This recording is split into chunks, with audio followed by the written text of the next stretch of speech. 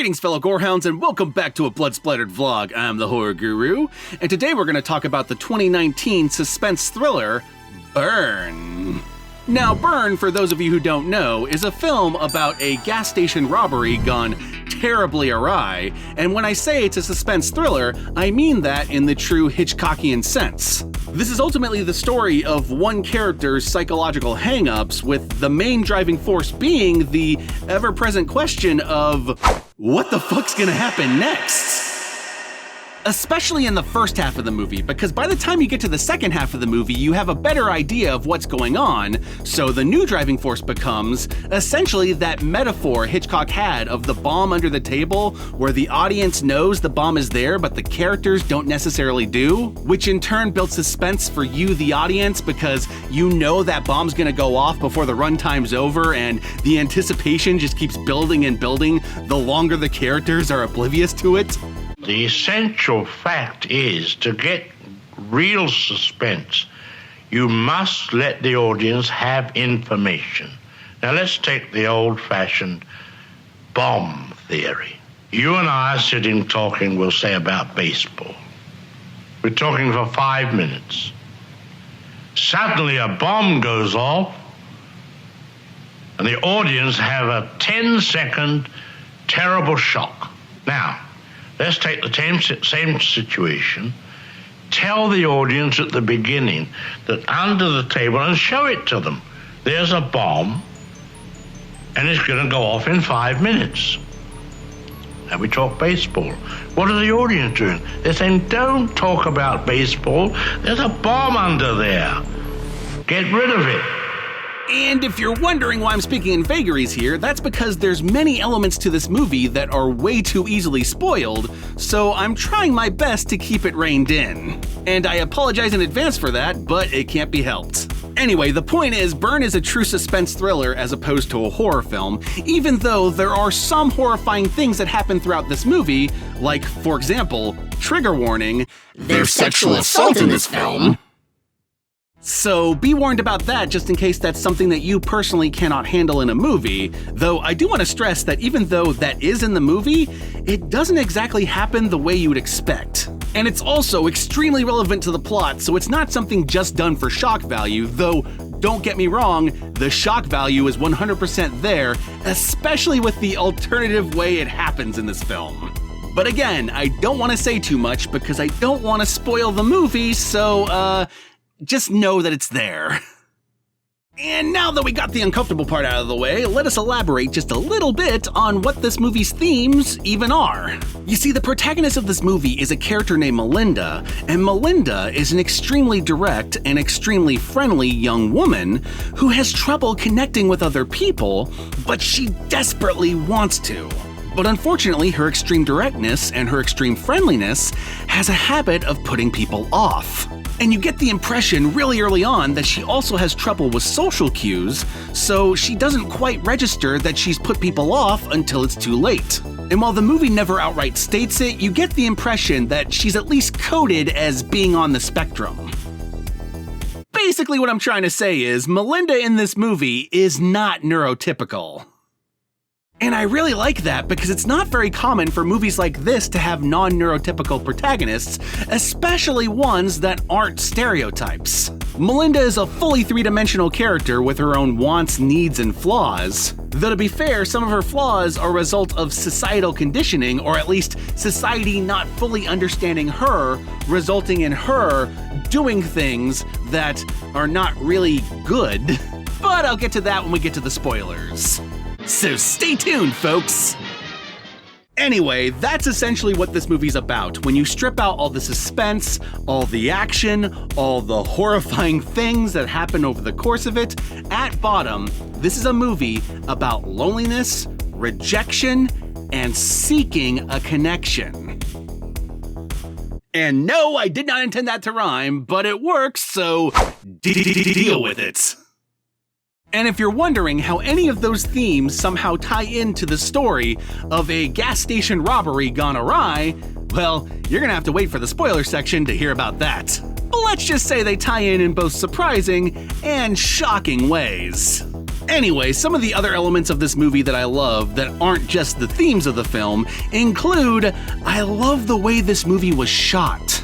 It uses a lot of bright, vibrant colors that reminded me a lot of Dario Argento, though it doesn't go nearly as far or extreme with them as Argento did. Even still though, I love their use of them because it is both extremely pretty, but they also use the colors to color code various scenes to match the emotions the scenes are supposed to evoke. They do a lot of coding such as red equals danger or fear and shit like that. And personally, I'm a huge sucker for that technique.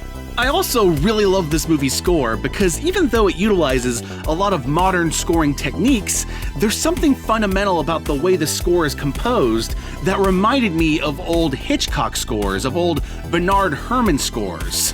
And goddamn, as good as everything else in this movie was, I do not think any given scene would have been nearly as suspenseful as it turned out to be if it were not for how good this score is. I can't stress it enough, this is definitely a movie where the score is the glue that holds everything together. Anyway, my fellow gorehounds, Burn is a solid suspense thriller that kept me guessing the entire time, and also kept me on the edge of my seat, especially during the second half of the movie. But for obvious reasons that I mentioned earlier in this vlog, this is not a movie that's necessarily for everyone. Anyway, Burn is currently available on Fubo and Starz, as well as various other streaming services, but for those other streaming services you'll have to pay to rent it, so pick your poison and enjoy. Because trust me, if you can handle the controversial content, you will find gold at the end of this rainbow. Oh yeah, and if you've already seen the movie already, be sure to leave a comment below with #spoilers at the beginning of it, letting me know what you thought of the more controversial aspects of the film. And the reason why I'm asking you to put #spoilers at the beginning of your post is to protect all those who are going down to comment in order to support this channel, but haven't seen the movie yet, and thus don't want aspects of the movie to be spoiled for them, so there you go. And with that all being said, let us finally move on to the spoilers. So we find out at the beginning of this movie, our protagonist Melinda is a gas station clerk working the night shift. And right away, we're introduced to her core struggle as she tries to connect to people at the gas station, from her co-workers to people just pumping gas, but all the people just brush her off because they find her really creepy. And the reason people find her creepy is because she's extremely direct and overly friendly to the people she just met, and often has a problem of both oversharing and also respecting people's boundaries, because it's obvious she doesn't quite get all the social cues that are involved in these exchanges. But she really wants to learn these social cues so she can stop putting people off, but unfortunately when she tries to imitate the people around her, she does it in a way that just further makes them uncomfortable. Also, her coworker, who is a complete and utter shallow bitch, is the person she's around the most, so naturally the cues she takes from her are not gonna be ideal. Like, for example, there's a point in which the coworker gets her to do this weird flexing thing with her butt cheeks, and then records it without her explicit consent, even though she doesn't want to be recorded. And then later, the coworker gets mad at Melinda for taking a picture of the coworker without the coworker's consent. Hypocrisy, thy name is... whatever that coworker's name was. And here's the thing, my fellow gorehounds, there were points early on in the movie where I personally was creeped out by Melinda, but as the movie went on, I started to empathize more and more with the character when I realized that A, she was not neurotypical, and B, she wants to connect with people but doesn't know how, and C, the people around her treat her like shit, and the cues she's getting from them are not teaching her very good things. And also, it's really hard not to feel empathy for a character who constantly fucks up in social situations, and then when she fucks up, goes and self-harms by burning herself. In this case, Melinda keeps doing it with the coffee pot, and every time she goes over to the coffee pot, it's like a moment of tension of like, oh no, please don't hurt yourself, please. And naturally, this and two other reasons is why this movie is called Burn. Okay, so that's who Melinda is, and that's why she's at the gas station. What about the gas station robbery? What's all that about? Enter the ever-charismatic character of Billy. You see, it turns out Billy had something bad happen off-screen with some bikers, and now he owes the bikers a whole lot of money. And Billy's plan to get this money is to rob the gas station that Melinda works at. But as previously stated multiple times, this plan goes awry for a couple reasons. The first reason is Melinda takes a shine to Billy and gets Billy all the money as a result of this, which is a good thing for Billy, but unfortunately, she also wants to leave with Billy, and Billy wants nothing to do with her because she creeps him out. And the second reason things go awry is because Billy is an incredibly insecure person, so when Melinda's coworker, who again, as previously stated, is a bitch, when she starts bad-mouthing Billy and emasculating him, he responds to that by pulling her into the back room and attempting to rape her.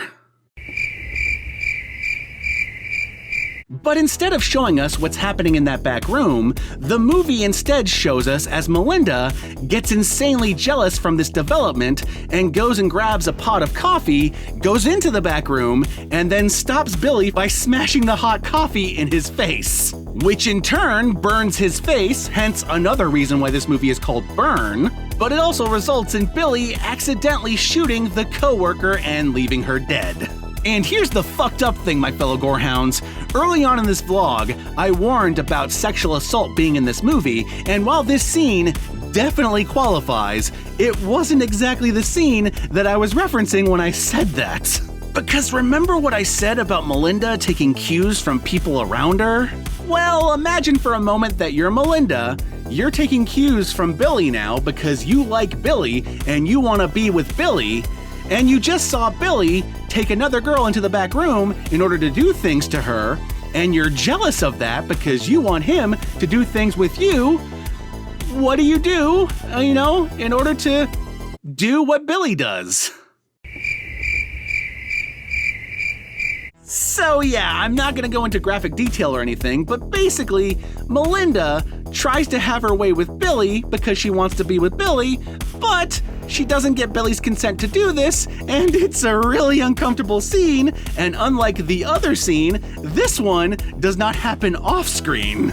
And you bet your ass I was not prepared for this movie to go in this direction. I thought I was gonna be seeing some sort of like home invasion style movie but set in a gas station, but then halfway through, it turns into May and Misery. With this scene kind of serving the same purpose as that scene in Misery in which Annie Wilkes breaks that dude's legs. Shh, darling. Trust me. God's sake. It's for the best. Annie, please! It's horrifying, it's shocking, and it's only the halfway point of the movie. But I gotta say, I really like how this movie plays with your loyalties as a viewer. First you're creeped out by Melinda, but then you empathize with Melinda, but then you're rooting for Melinda, but then she fucking horrifies you. First you're charmed by Billy, but then Billy comes across as pathetic, and then Billy comes across as horrible, and then you start to feel bad for him, but should you? I mean, he was in the process of raping someone else before she did this, so it's not like he's an angel, but is that really an appropriate fucking punishment? Oh god, this movie's making me think about a whole lot of things, and it hurts. And the thing about this movie is that back and forth loyalty happens in the second half too. You start to learn more about Melinda and her motivations and how she really wants to connect with people, but she can't, and her whole life it's been this way. Also, it's very obvious that to Melinda, in the second half of the movie, this whole Billy situation is basically another situation where someone around her is yet another hypocrite in a long line of hypocrites. Remember what I told you about that whole situation where her coworker was recording her without her consent and then got mad when she took a photo of the coworker without the coworker's consent? The stuff that happens in the back room of this movie is basically the same situation, just 10 times more extreme. Billy does X, Melinda does X to Billy, but Billy doesn't like X being done to him. Which is essentially the story of Melinda's whole life. But anyway, following that, Melinda has a breakdown, and now's where I should probably talk about another character that I haven't brought up yet. You see, in this movie, there's this one cop who frequents this gas station, and Melinda really likes this cop. And he was actually one of the characters that she was being creepy towards at the beginning of the movie. But unlike everyone else, he didn't react to her by treating her like shit.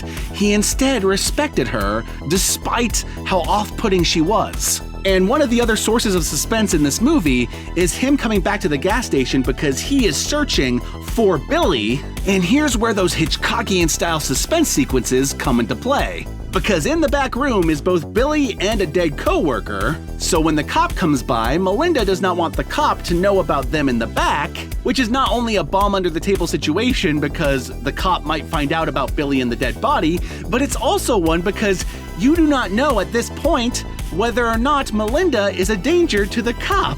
Because we just saw what she did to Billy, we have no idea what she's willing to do to this guy. Anyway, the whole reason I just told you about the cop is because I want to skip to the end of the movie. So if you do not want the very end of the movie spoiled for you, then pause right here, go watch the movie, come back, and finish the vlog from this point forward. Alright, so after a couple cat and mouse games between Billy and Melinda, Billy ends up killing the co-worker's boyfriend who comes around looking for her. And because Billy has made it very clear that Melinda will go to jail because of what's happened over the course of this movie, she tries to hide the evidence by covering the gas station in gas with the intention of burning it down. Which, by the way, is the third reason this movie is called Burn. Anyway, there's a confrontation between her and Billy. Billy gets his gun back and tries to shoot her, but the gun is covered in gasoline, so when the spark goes off, the entire gas station goes up in flames, which naturally kills Billy, but Melinda, she's been burning herself her whole life. She lives for this. I was born in it, molded by it. So she runs through the flames to get to the fire extinguisher and then escapes the gas station with some burns on her legs, after which the cop arrives and the cop helps her to his squad car where he then proceeds to try to take care of her given that she just survived everything that happened that night. And the cop indicates that he cares about her and her well-being, and she responds with, "Oh, you really mean that?" Essentially revealing that Melinda has finally found what she was looking for. She's made a real connection, and that connection is to the cop. And I love this ending for a couple reasons. First reason is it satisfied the part of me that deeply empathized with Melinda despite all the horrible shit that transpired over the course of the movie, some of which she did. And the second reason being, I love how ambiguous it is as to whether or not this is ultimately a good thing for anyone but her. Like, it's a good thing for her that she's finally made the connection she's always been looking for, but is this good for the cop guy? Is he in danger now, or is his positive influence something that's gonna make her a better person too? The movie leaves that entirely up to the viewer to decide, and I appreciate that. And the third reason I love this ending is because I simply couldn't predict that that was gonna be the outcome. There was so much crazy shit that happened over the course of this movie that my sense of where the story was going was always out of whack. Anyway, my fellow gorehounds, I am starting to lose my voice. I've been recording for 3 hours because for some reason this vlog has been really hard to record. So, as per usual, be sure to like, comment, and subscribe, and don't forget to ring that notification bell so that you're notified of my videos immediately upon their upload. And don't forget to check out my Patreon page, and if you decide to go the Patreon route, remember, even $1 a month can go a long way. And with that all said, my fellow gorehounds, peace out, and I'll catch y'all later.